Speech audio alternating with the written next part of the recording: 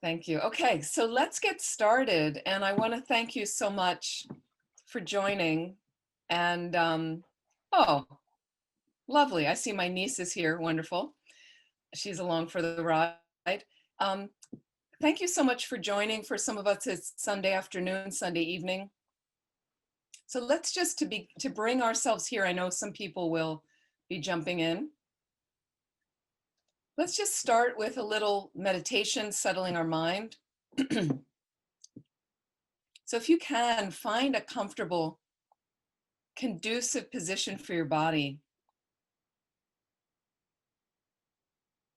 Just make sure the spine is as extended as possible. That's the most important part of the posture. Again, it creates a nice open flow through your system. And you can sit in a chair perfectly fine. You can sit cross-legged on a cushion. All of it is fine. If you're in a chair, have your feet straight down. If you can, flat on the floor. You could place a cushion under the feet, but I'd like you to just begin to deepen your respiration as you close your eyes lightly.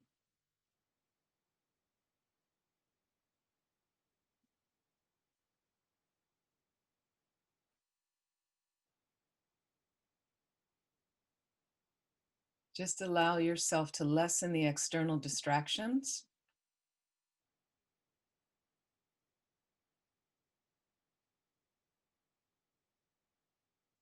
And just bringing your gaze inward for a moment to reflect on how is your mind right now.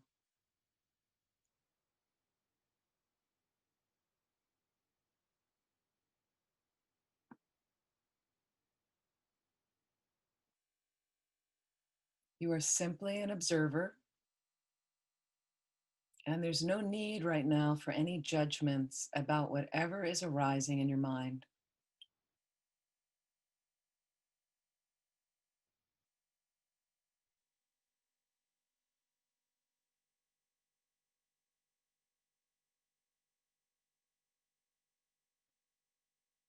Beginning of our work on self-compassion can simply start with I inhale, I observe, I exhale, I observe.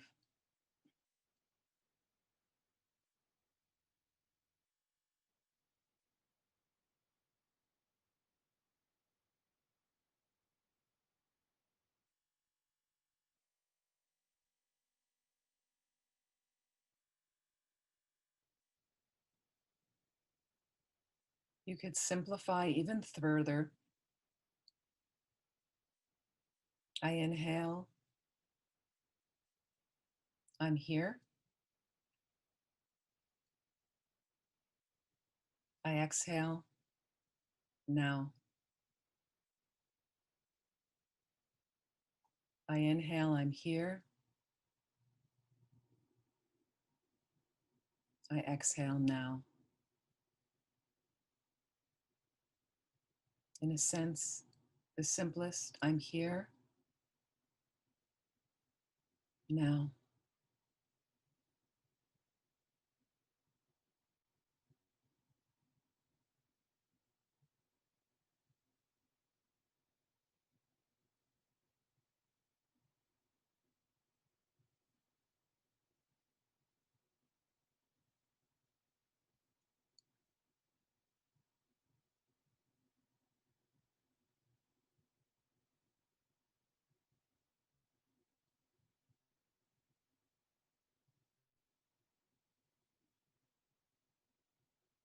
Just a basic level of mindfulness, just being with my mind. Whatever bubbles up, I'm just watching. I'm here, now.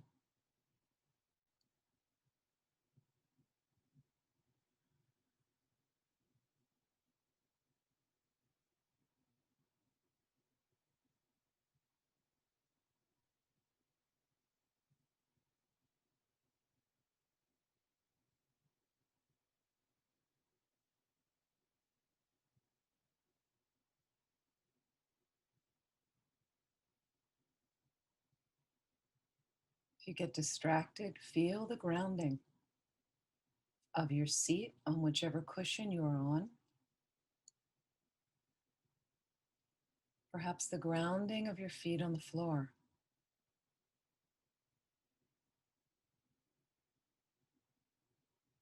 Imagine beneath you now, regardless of whatever position you're in. Imagine the roots of a tree as if they're beneath you, rooted deeply into the earth right now, penetrating deeply into the earth. And imagine those branches from those roots supporting you.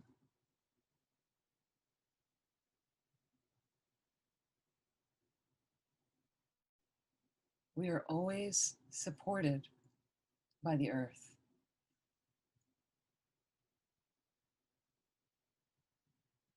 We just lose that sometimes. Distractions pulling us this way, that way. Feel those roots, not in a leaden way, not in a heavy, constrictive way, but as support,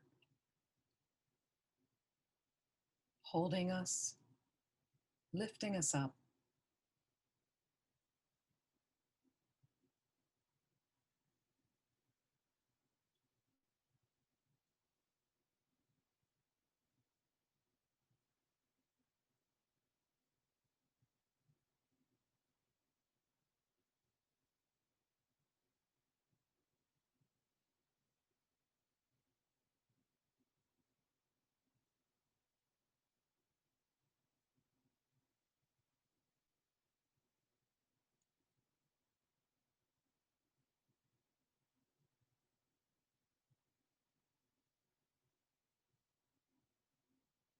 And from here, let's set a good motivation for the time, which can also be the rest of the activities of your day. It's just me once again checking in with my mind and redirecting it, or simply continuing to direct it in a positive way. So I'm redirecting it if I'm noticing it's not going so well right now. Then just by noticing, just by observing, I feel the imbalance. And just notice whatever discomfort around it. And let me think about what meaning I had in my mind in the morning when I woke up. The whole day there stretched out before me. How did I want to make meaning of that day that contributes to making meaning in my life? Now, I know we don't consciously think this every day, but some people do.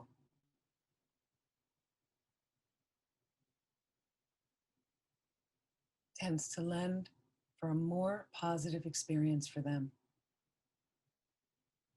In this tradition, what tends to give the most meaning to our lives is an idea that we could be unlimited in helping all living beings, that we could do it with full empowerment, that we could do it perfectly,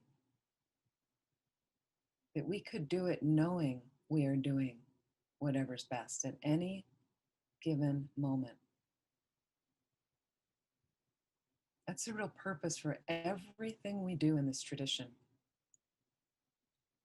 The way we get to do all that, according to this tradition, is to become perfect, to become a Buddha. Buddha, fully awakened being. So when we fully wake up, our mind in a completely different experience, merged every moment with bliss, all knowing, and then acting from there every moment of whatever is most benefit, whatever is of most benefit on the planet. Can you imagine? So, if that's something you're interested in or would like to be in that space, free of all fear, free of any suffering, body and mind, can you imagine? Free of any suffering. Then take a moment and align that motivation with yours, if you'd like, or at the very least, set a positive intention right now for our time together. And again, all the events of the rest of your day.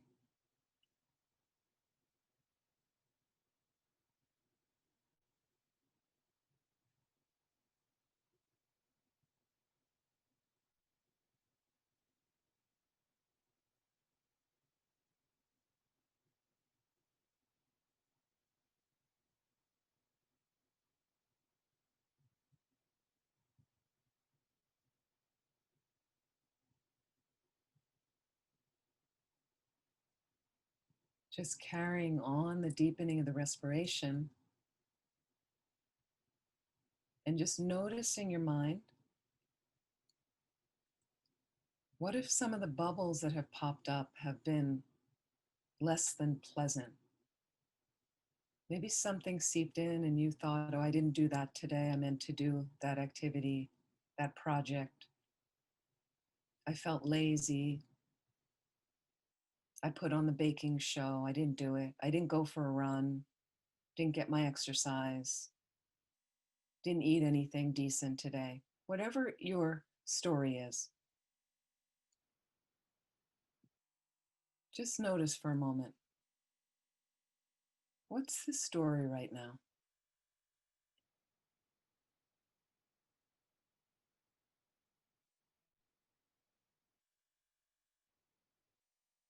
If it's a calm, spacious story, that you're feeling centered, feeling buoyant, wonderful. Can you imagine sharing that with other beings right now? Just in your mind, think all the people out of balance. Just going to offer them a piece of my balance. Just imagine.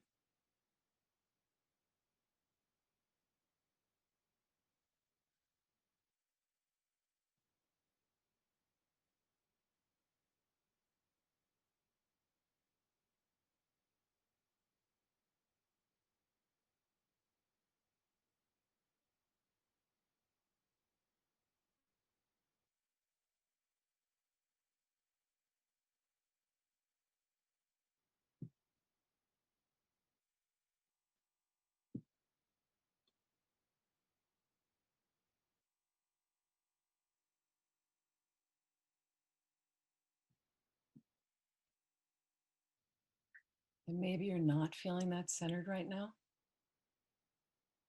Maybe some of the bubbles that came up were telling you something else, something more negative or critical. So we use that other component we've been talking about, shared humanity. Thinking about something called common or shared humanity. Do you think there's other people on the planet that feel that way right now?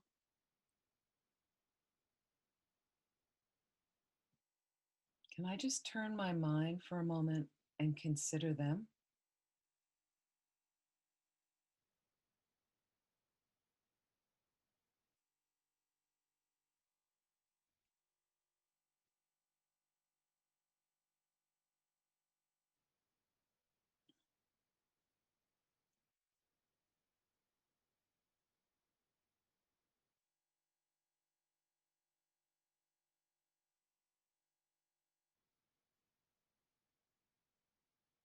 We all have our stories, we all have our moments of balance and imbalance. I'm not the only one experiencing this.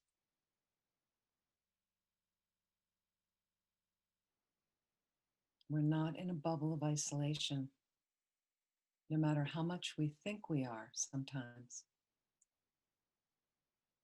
Because that bubble of isolation leads us to not take care of ourselves, not be kind to ourselves. So let's just add another layer, loving kindness. So based on these reflections,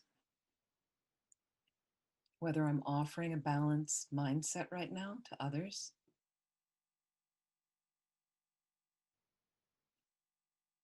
whether I'm considering others in my lack of balance, just notice your mind in these moments. Maybe I just need to put a hand on my heart, maybe to rub my arms, some small act of kindness right now. You just ask yourself, what kindness would it be helpful for me to show myself right now? What kindness, what act of kindness would be helpful for me to do for myself right now?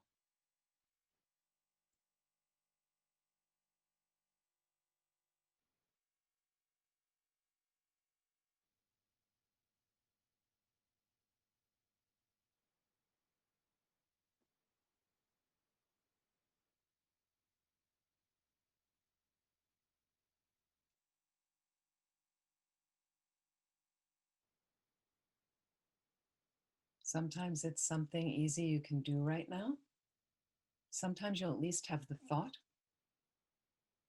of what you clearly are going to do when we finish this session. Something you really determine in your mind. I'm going to do that for myself later.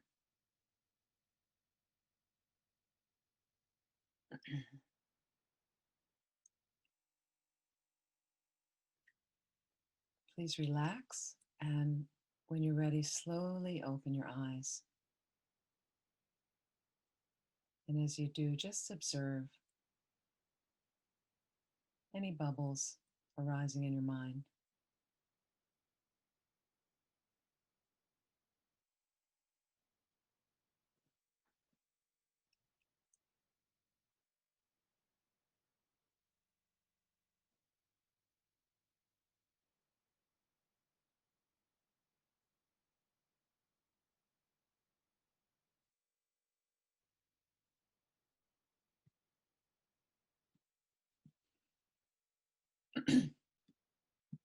Those of you that were with us last week, we had some homework.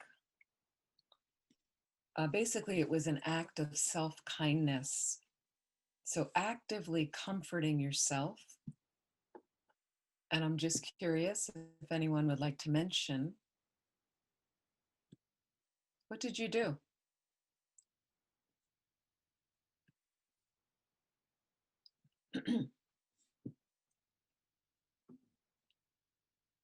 I know we're all a little shy. It's private.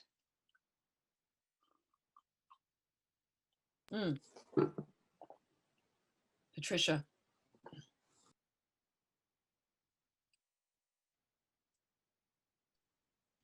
Patricia, you need to unmute.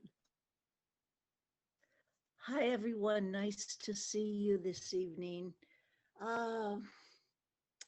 Loving kindness.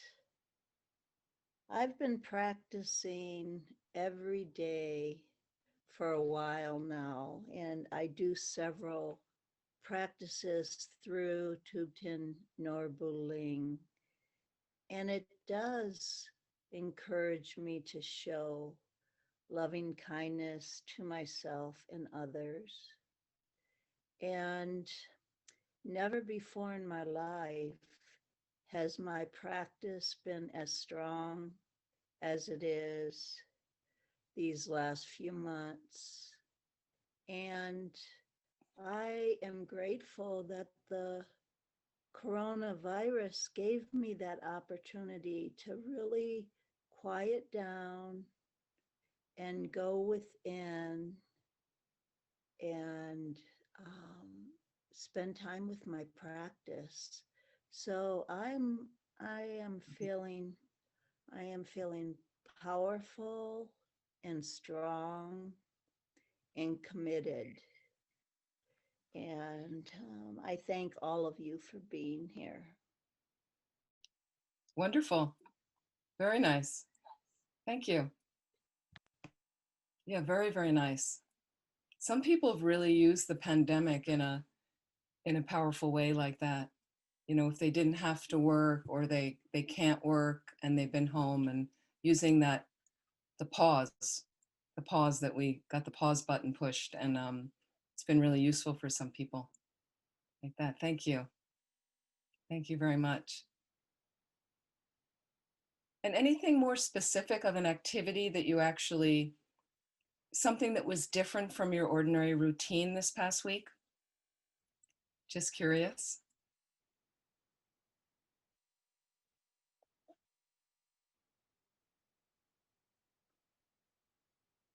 Yes, please. Hi. Lois. Hi. Well, I normally do hike, but I normally do it close by because I'm too lazy to drive. And this week I decided to do something different and to drive out to Galisteo Basin and did a 6 mile hike with my dog. And it's a new puppy, by the way. It's a pandemic puppy that I call him. And it just felt like a breath of fresh air. It really did. Just to change my routine, do something different, being in a very different environment also. It's really Yes. beautiful out there. So Yeah. it was good to myself. Good. And that's a treat for yourself. That's excellent. Absolutely. Absolutely. Thank you. That's very nice. And getting a pandemic puppy, is it a shelter dog? No, I tried to get a shelter dog. I put in 4 applications, but they must be very popular during this pandemic because I couldn't get one. And Yep. so I went to a local breeder and got a puppy through a local breeder. And he really is a joy. But I did try. I really did. Yeah, no, I mean, the nice thing about some of the shelters is many animals, as you know, got adopted during the pandemic. Many, I tried to foster, and I tried 3 different places, and they're like, this is great, we'll keep your application, but they said we don't have any fosters right now. Like, it's just everybody's adopting all these animals because they're home all the time. Exactly. So that's been there are some benefits that have happened, and so thank you. Thank you. And one example I'll give, this is a really basic thing, but I've been making the tsatsas, the images, and it takes a lot out of me. It's supposed to, I think it's a purification of the body because you're working with a form, clay and plaster, and these molds. And so, I'll do usually a 2-hour session at one time. And I did a little bit longer last week because it was going well. If it's going well, continue. But it really takes a lot out of me, takes it out of me. So I finished and I dedicated more quickly, but then I had to go lie down. It was like, the middle of the afternoon, and I just really couldn't do anything else. I had to, and I'm not a napper. I don't do that in the middle of the day, rarely. But I just allowed myself to lay. I didn't really sleep, but I was lying there, I was reading a little bit, and I just got myself horizontal for like a half an hour. And that's not a normal, and I was like, this is okay. I felt totally fine. So a kind of loving kindness thing, see what you can add on. And just the exercise we were doing, the meditation leading in, is perfect little breaks for yourself at any time. So again, I'm just trying to familiarize your mind with this. When you do it again and again, it starts becoming the new habit, meaning you're freaking out, you're finding yourself really depressed over long periods of time, you're anxious. The day isn't going the way you had planned. Can I just pause for a moment? Okay, instead of the standard other habitual negative tendencies you might have going on, that don't tend to help, right? Meaning people eat and people turn the TV on and they escape and they end up with activities that afterwards they're not feeling that happy. So what if I just pause for a moment, notice my breathing, deepen the breathing, and just start being with my mind for a moment. Yeah. And you get used to the negative thoughts will come up, and that's my mind. And the positive thoughts come up, and that's my mind. But I don't need any sweeping judgment at that moment. Sometimes you can just be with it without the, oh, that's a good thought, that's a bad thought. It's all of it is good because it's my mind. And I'm working with my mind. So that's the best I can do. Some thoughts are going to fly through that I might say, that wasn't the best thought. Then later I can get curious about that thought.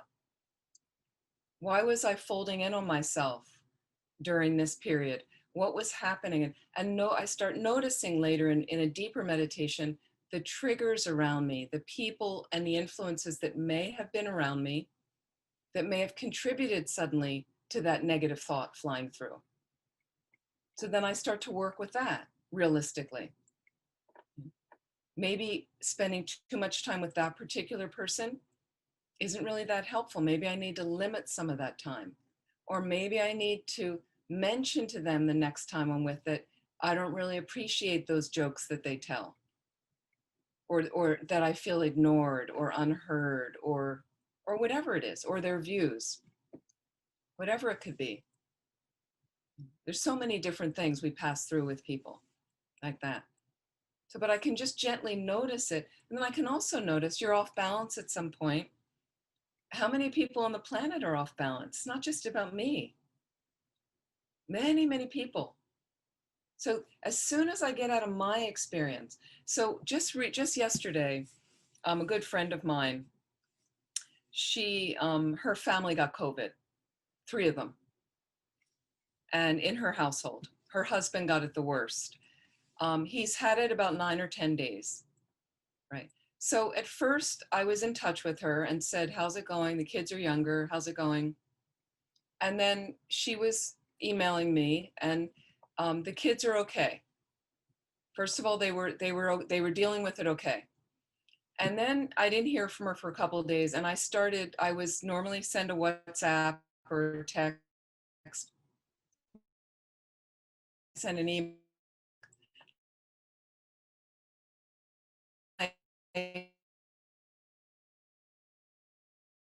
And are you okay? What's happening? And then she came back and she said her husband really 9 days later is not well at all. Not very well. So then we back and forth talking, what things like this. And then, well, this was yesterday. And then we had some conversations about it. And then I said, look, the medicine Buddha mantras, he was going to get out on the computer. Her husband is not really a practicing Buddhist, but he's definitely a Buddhist at heart. And so on and on, what to do for him to just visualize. And we kind of got into the spiritual end of medicine Buddha, the light streams, reciting the mantra, great. She had a recording of it, perfect. And then I said, and if there's any way, if he's up for it, for him to consider all the beings on the planet that have COVID, and many that have it worse than him, many that are in the hospital. He's not in the hospital, but just to suddenly cut with that thought, because when you're really sick and aching, she said he had a lot of pain in his body. Okay. And then you have fear arises. Is this going to get worse? Will I be able to breathe? Okay. And all that starts happening and it's all about me. So I said, if you can just get him a little bit to think, if he's in the space to do it and he's able to do it, all the other beings with COVID on the planet and all of them suffering and all of them in the hospitals and all of them on ventilators and all of them lost and separated from family and on, whatever it is. I said, if there's any way you can just once in a while mention that to him. Now, I don't know his mind. I'm not a realized being or anything. And so today, then we're back in touch again. And she said, he's doing this and he's doing this. He was doing all these things. And she said, he just last night seemed to turn a corner. Like he's better today. Like now I can't say that but sometimes just the thinking, whether you're health-wise better or not, just that thinking gives space to the mind and kind of liberates you. Because what happens is, regardless, like, we're all going to die one day. Okay, that's a given. That's going to happen. Okay. Have you planned for that, by the way? Think about it. Have you planned for it? Many people haven't planned. Okay. But we plan our holidays. We plan our next birthday. We plan the beach trip. And when that next retreat's going to happen, and I'm planning, who I'm going to see next week. We've got all those plans happening. Like, we're making those plans. We're researching the flights now and the discounts. And, have you thought about your death? Because that could come first. Okay? I don't mean to be morbid and shocking, but if we're going to do it anyway, and in those phases, the more I can familiarize my mind with thinking about others' experience, thinking about others, if possible, just the one thought of others is so helpful and virtuous for your mind. It plants such a deep positive imprint in your mind. And it's the mind that's often gotten us into the disease that's making us sick, physically or mentally. It's usually our mind, the constriction. And, it's also the way, do you know, when you've got something going on, let's say, with your body, and you finally make the plan to call the doctor. You're going to see the doctor. And isn't it amazing how, like, 8 times out of 10, when you get into the doctor's office, you're feeling better,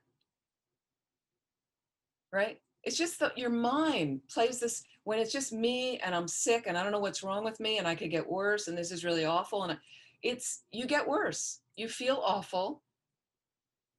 Turning around the thoughts. And as soon as I can go, well, I have a really bad headache right now, or this is happening, or how many people are going through this on the planet? We never think about that. It's always about me, myself, and I. And it holds us hostage, those thoughts. So as some kindness to yourself is the whole idea of bodhicitta, this enlightened attitude. Bodhi, again, is enlightenment. Citta is mind. The mind of enlightenment is, I want to become a Buddha so I can benefit all living beings, but I'm also turning my mind to think of them before myself. That's the source of your happiness. That's the source of so much happiness for you. But that's not the way our planet's designed. It's always me first. Me first. And you just have to check your mind when you're happier. When you're happier, thinking about myself or thinking about others. So again, I can't say for my friend that he's cured because he was thinking, but it just, she even said it gave his mind space, that he wasn't suddenly so glued into him. It was suddenly like, well, yeah, there's other people that are suffering worse than him. And suddenly it gave the mind some space. You give the mind space, the body gets space to recover, to heal. So some kindness for ourselves, I think, like that. Okay, let me go on here. Self-compassion softens the effects of negative influences in our lives. But please, you have to check and try and see. It's okay to be self-compassionate. You can't practice compassion for others if you're not doing it with yourself first. But we do it with ourselves with a bigger motivation in mind. So I'm never letting go of the motivation that I want to be helpful to all living beings. But right now I'm limited. I'm not a Buddha, so I'm limited. Okay. So, and as a result, I am limited and I need to do some care for myself with the bigger intention in mind. So there's more of a balance. This is what really softens the effects of negative influences. And it's also, self-compassion is also related to your satisfaction in life, emotional intelligence, social connectedness. Okay. And it's the opposite of self-criticism, depression, anxiety, rumination. Okay. Thought suppression. And it's the opposite of perfectionism. Perfectionism. For me, making tsatsas, which I've made a whole heap of, and mostly in California, I was pretty driven out there when I was making them. I was really kind of going for it. And I was a lot younger as well. So now, my compassion is, I finish a session, it's tiring like that. And I'm okay realizing, why don't you just lie down for half an hour? My perfectionism wouldn't have allowed me to do it. Perfectionist, you can't lie down because you should be doing something. No, I'm like, I don't need to be there. I can relax, feel good about what I did, and this is really the best I can do right now. And maybe it's just a half an hour. I didn't really feel like I needed a long sleep or anything. Half an hour was good, and then I had other stuff I was going to do after that, and I felt kind of recharged to do it rather than just grinding right through and then getting more leaden, denser, not happy, and then resenting my practice, resenting whatever kind of practice I was going to jam in later because I was too tired. Self-compassion, give yourself the space to take a break, right? And then notice how we solidify the negativity, okay?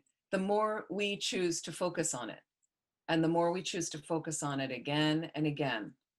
I could have laid down and been like, oh, you should have done a longer session. You should have done a longer session. How come you quit after 2 hours? You should have done. No, I'm not going to solidify those thoughts. I watched some thoughts like that come up. Oh, you're going to stop already? I watched some thoughts and I just let them bubble right off. I went, just did a nice session. Happy about it. I made some really nice images. Great.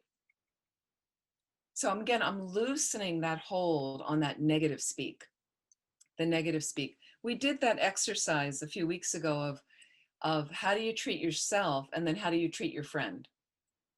A meditation like that. I think we did that in this class, right? Yeah. So the thing is, and and a lot of people noticed that, when their friend's struggling, and they come to us and they're like, I'm really having a hard time. We're kind. We even have a gentle tone of our voice. We listen to them. We offer kind of fun things for them to do and ways of support. And then if we're going through a similar thing, that internal voice is just beating ourselves up. You should have it all figured out. You're crap. You can't do anything right. You have no direction. What are you doing? You should have it all figured. That's not so it's like treating ourselves again like our good friend. And meditation's a way you become your best friend. You become friends with your mind. You become friends with your mind.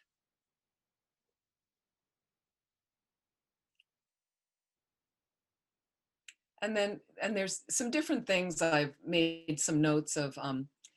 There's an author of a best-selling book, Marshall Rosenberg. I don't know if everyone's read Nonviolent Communication. Nonviolent Communication, Marshall Rosenberg. He stresses the importance of using sympathetic rather than judgmental language. Excuse me. Using sympathetic rather than judgmental language. Think how nice that would be, more sympathetic language. When we talk to ourselves, we're not often doing that. So he's saying, in order to be at peace with ourselves, we want to reframe, I love that word, reframe our inner dialogues, okay, so that they express empathy for our basic human needs. And a lot of work I often do is reframing, pre-framing even, pre-framing. I'm looking at a situation you're suddenly in, and I had a negative reaction, and all of a sudden I'll come back for a moment, notice my mind, and then think, let me look at this from a different perspective. That's reframing. There's got to be a different perspective, and there always is. There can even be pre-framing. You're about to enter a difficult conversation with someone, whether it's on Zoom or Skype, some kind of face call, because we're not really around a lot of people. There may be a difficult conversation. Let me pre-frame it with a very positive mindset. To really add the space in there before I come in, and to add gentle language to it rather than a big reactive place. I need to show them and make sure they know I'm right. And my view is what is going to dominate. I can just bring in love to the situation. That counters everything, right? Okay. So what he says is about reframing our inner dialogues, again, expressing empathy for our basic human needs. Here's some suggested methods he uses with 4 simple questions. 4 simple questions, okay? Again, basic mindfulness. what am I observing right now? Your mind is out of control. Can I just be with, what am I observing? I would just come back to like, what is going on right now? You know, what am I watching on the movie screen of my life? What am I observing? Number one. Number two, so what am I feeling? It's okay to acknowledge your feelings. What am I feeling? We mask our pain a lot. We mask a lot of emotional pain. Somebody puts you down. I'm okay. You're not okay. It's uncomfortable. I'm feeling ashamed, you might say. Somebody puts you down. If it's in public, I'm embarrassed, feeling embarrassment. I'm feeling ignored. I'm feeling disrespected. I'm feeling angry. I'm feeling depressed. You know, what are you feeling? I'm just noticing. Number three, what am I needing right now? What am I needing right now after going through those first two? And then four, he says to come to, do I have a request of myself or someone else? So four questions that allow you to listen deeply to what you most need in the moment.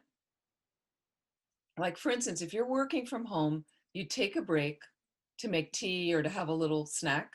Okay, you come into the kitchen. Okay, you see that there's dirty dishes piled up. Okay, first step is that noticing the self-talk. Is the self-talk critical or judgmental? You know, am I kind of walking in and going, oh God, you're such a slob. You're so lazy. Okay. I'm just noticing. Come in, there's some bubbles in the mind come up. The next step is, and here's a key two words, turning into the feelings, turning into. This is where I add that word curiosity. If I just said, you're a lazy slob.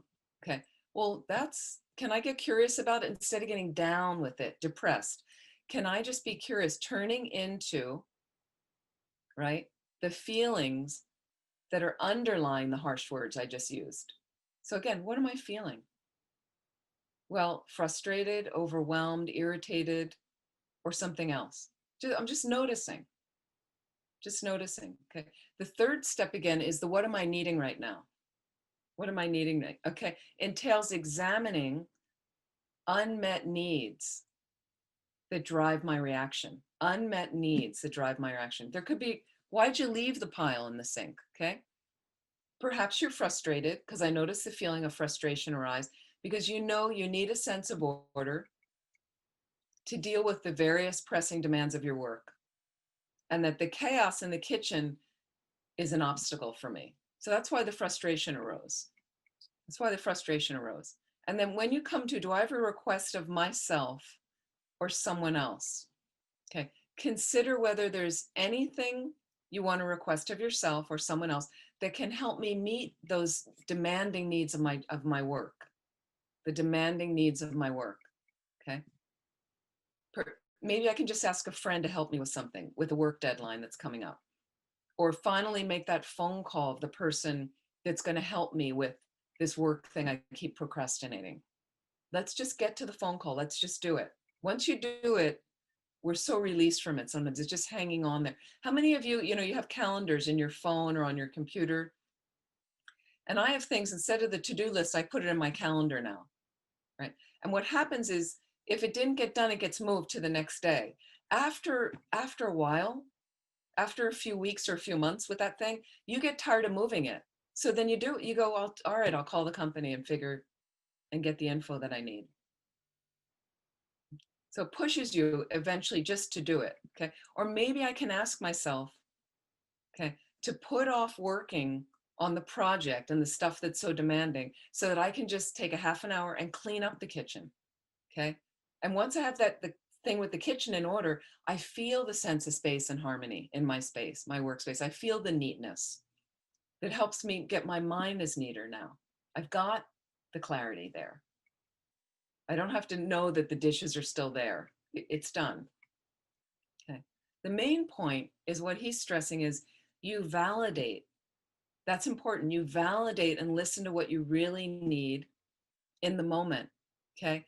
and you experience an empathy towards yourself rather than like judgmental condemnation.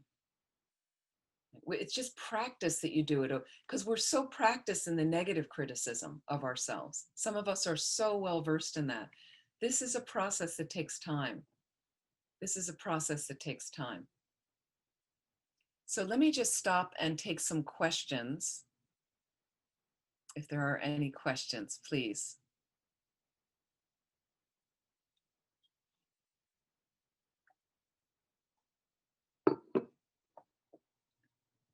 Patricia. Hi, again. This is more of a comment to your segment about your friend's husband having the virus. My dad, who lives in Florida, is 99, and he contacted the virus about 15 days ago. So he's going through that, but he lives in assisted living with his wife. He was taken to the hospital and not put in ICU, but he was put on the virus wing where all the virus patients were that didn't need the ICU. And he was put on oxygen, and he takes heart medication. And after about 3 days, they took him back by ambulance to his apartment because the hospitals need the rooms in Florida. They're so inundated with people needing to be in the hospital. And I'm sure that's what it's like in a lot of urban areas. And so they took him home to his apartment, and he was there for a couple of days, and one of the staff members came in and checked on him, and he was having a really difficult time breathing. So they took him back by ambulance to ICU and put him in ICU for about 3 days, and then they released him again back to his apartment. And he's doing okay. His 100th birthday is in April, and I have a large family. I have 7 siblings, and 2 of my sisters live in Florida. Right. I just want to ask if you've got a particular question related to what we're talking about, related to the story. I Okay. don't, and I'll No share problem. this later. I'm so sorry he has COVID, and I so hope he has a good recovery soon. And I hope he definitely can celebrate his 100th birthday. That would be wonderful. Absolutely. I'm so sorry. I know several people in Florida now with COVID. So I'm not sure what's happening there. I mean, it's everywhere, obviously. We've got it everywhere, but a number more of the people I know right now that have it happen to be in Florida. So, and I hope he can is he eligible for the vaccine soon? He should have already gotten the vaccine. So. He did get the vaccine. Oh, he got it, and he got COVID after he got the vaccine? No, he got COVID, and then just actually a few days ago, he got the vaccine. Okay, so maybe So he's home. Yep. Right. Well, we'll hope for the best. We will hope for the best with him. Thank you. Sure. Thank you. What else is happening for folks?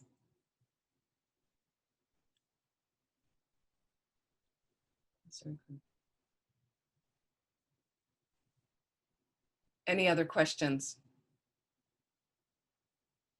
Let's see what time. Okay. Okay, I'm going to just go on. Something else I wanted to talk about here is how do we change our critical self-talk? Changing critical self-talk like that. Again, this is something that's done over weeks. Again, this is exercises, practices that it's a process. This isn't something you just change with one class or something you do over several weeks. You can try some of this, okay? Here is, you can write some of this down if you'd like. Number one, you can speak aloud to yourself, or you can think silently. Either way you want to do it. The first step, one step toward changing the way you treat yourself is, first of all, we talked about noticing when you're being self-critical, okay? A self-critical voice comes up so frequently for a lot of us, you don't even notice it, okay? So the beginning is just to start to notice that I'm being self-critical. That's a big step for a lot of people, okay? Whenever you're feeling bad about something, okay, think about what you've just said to yourself. Think about if there's words that come up around yourself. And again, if you want to write things down for yourself, try to be as accurate as possible. Okay, noting that inner speech verbatim, exactly of what you're saying, can be very effective. Some people have the similar words they use against themselves constantly. What words do you actually use when you're self-critical? Are there key phrases that come up again and again? Okay, then notice the tone of your voice. Is it harsh? Is it flippant? Is it cold? Is it angry? Is it sarcastic? Does the voice remind you of anyone in your past who was very critical of you? So you want to be able to get to know the inner self-critic. Okay, you want to get to know that inner self-critic very, very well, to become aware of when your inner judge is active. You're going to start catching it more and more if you're actually doing the exercises, okay? So again, if you've just eaten a half a box of Oreos, does your inner voice say something like, you're so disgusting, you know, you're a glutton, you're such a pig, you make me sick? Like, you just want to start to notice that, really try to get a clear sense of how you talk to yourself. That's step number one. Okay, again, it's stuff you can project out loud to see how you're saying, or you can notice it and write it down if that's helpful. Whatever's helpful for you to do. Okay, just a couple more of these I'll go through. Okay, number two, make an effort to soften the self-critical voice. Next step, make an effort to soften the self-critical voice, okay? But do so with compassion rather than self-judgment. Okay, here's an example. We're doing it out of compassion rather than self-judgment, okay? Instead of saying, you know, you're such a bitch to the inner critic. Like, you notice the inner critic and you go, oh, God, stupid. Right? Say something like, I know you're trying to keep me safe, okay? And to point out the ways I need to improve, but your harsh criticism and judgment's not helping at all. Please stop being so critical. You're causing me unnecessary pain. Okay, so you're laying, and again, you're going to put it into your own words. But again, you know, speak to that inner, sometimes I talk to my delusions. And you can use humor. You know, if I notice irritation coming up, here comes the challenging person. Oh no. And there's a part of me like, oh no, this guy. Like, I know what he's going to say, or, right? So what I have is in the back of my mind, noting irritation, just simply being with my irritation. Yeah. And then I don't layer a whole sweep on, oh, I'm a nun, I shouldn't get irritated. I should be perfect. Well, I'm a nun, I'm sorry. And that means I'm a human being, and a nun, right? But I'm not a Buddha, I'm a Buddhist. I'm not perfect yet, far from it. So I just notice, like, yeah, you know, I'm a human being. Sometimes I get irritated because human beings make mistakes, suffer from delusion. Yep. Right. So I just notice that. And then I have my humor layered in the back of my mind. A little voice says, Amy, please don't open your mouth right now. Because usually in that irritating space, I'm going to say the wrong thing to this person. So I just use a little like, please do not open your mouth. with some humor, more like that. So this is, again, your compassion. You're speaking to that critical voice. I know you're trying to protect me, okay? But it's too harsh right now. I need you to just calm down because this is really uncomfortable. The way the way I'm beating myself up, that inner voice. Number 3 is important. Just 3 steps here. Reframe. Reframe the observations made by your inner critic in a kind, friendly, positive way. Okay, if you're having trouble thinking of words to use, you might want to imagine what a very compassionate friend would say to you in this situation. Okay? Might help to use a term of endearment even, okay, that strengthens expressed feelings of warmth and care, okay, but only if it feels natural rather than kind of schmaltzy, right? So for instance, you could say something like, oh, sweetheart, like to yourself, sweetheart, I know you ate the whole bag of cookies, okay? Because I know you're feeling really depressed right now, okay? Because this work thing didn't really work out. And you thought that might make you feel better, but you know you're going to feel worse. You know you're going to feel worse from doing that, okay? So I want you to be happy. So why don't we go out for a walk right now? We know get out in the sunshine is going to make you feel better. So have these terms of endearment. That's what you'd say to a friend that's suffering. That's what a compassionate friend would say to you. Practice saying it to yourself. Put it into your own words. Put it into your own words. So even if you're having trouble calling up the emotions of kindness at first, physical gestures again of warmth can tap into the caregiving system. When I said here, I put my hand on my heart. Sometimes just there, I just need that just to know my heart's beating. The heart, in a sense, is symbolic of love. So I'm like, I'm here connecting with that love. I do love myself in a sense. And right now I might not be feeling that. So I need to remind myself of that by touching that heart space. Okay. So again, that important thing is to start acting kindly. The feelings of true warmth and care eventually will come. So again, we're just simply an assessment. How do I change the critical self-talk? You speak about it to yourself or thinking silently is noting what's going on, noting the words that actually come out, noting the tone of voice, all of that presence like that. And then make an active effort to soften that self-critical voice, okay? From compassion, with compassion, okay? And then can I reframe also the situation? Can I reframe? Kindness. You try your best. Any comments, questions about that or something else before we close?